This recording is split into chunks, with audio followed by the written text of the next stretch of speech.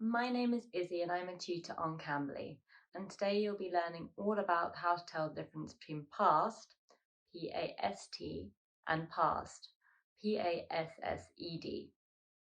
Past and past are homophones, which means that they sound the same but are spelt differently and have different meanings. They are very commonly confused. If we take a look at the definitions of the two, it will become much easier to learn how to use them correctly. Past, P-A-S-T, can be defined as gone in time or no longer existing. It can be used as an adjective, in the past weeks, as an adverb, he ran past me, as a noun, in the past, or as a preposition, it is 12:30.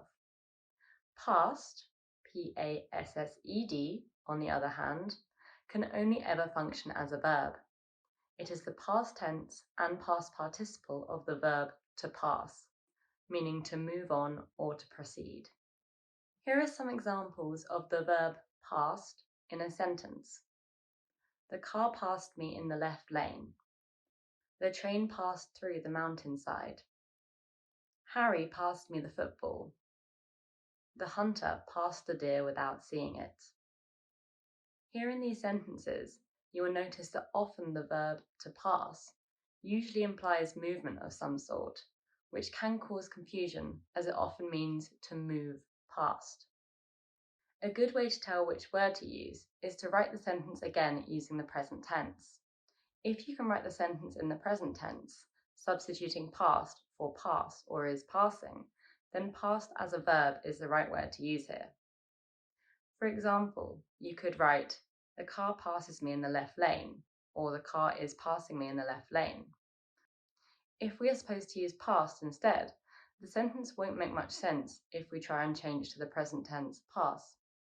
For example, I drove past the candy shop. I drove passes the candy shop. The milk is past the sell-by date. The milk is passes the sell-by date. Both of these examples here sound a bit strange, which shows us that we should be using past here instead of past. Let's now take a look at some examples of past, P-A-S-T. As I mentioned earlier, past can function as an adjective, adverb, noun, or a preposition. Here are some examples of each function. As an adjective, past means gone by in time or belonging to an earlier time. The past 5 years have been tricky.